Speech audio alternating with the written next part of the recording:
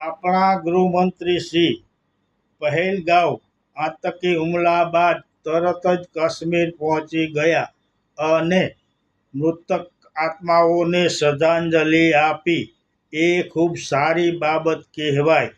પરંતુ આ શ્રદ્ધાંજલિ આપ્યા પછી ગૃહમંત્રીની કાંઈ જવાબદારી નથી આવતી કે શું?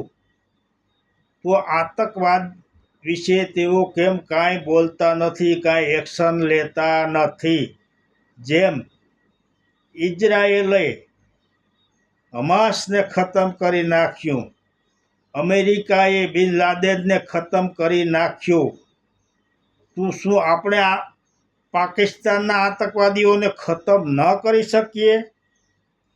આપ વડાપ્રધાનના વખાણે કરતા હોય છે કે આપણને 56 ઇંચની છાતીવાળા વડાપ્રધાન મળ્યા છે, તો આ વડાપ્રધાનને આપ કાંઈ કહી ન શકો? આપ કાંઈ એક્શન ન લઈ શકો? કેમ એક્શન લેતા નથી?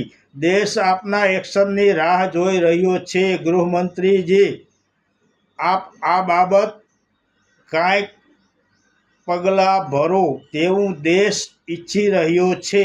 જય માતાજી.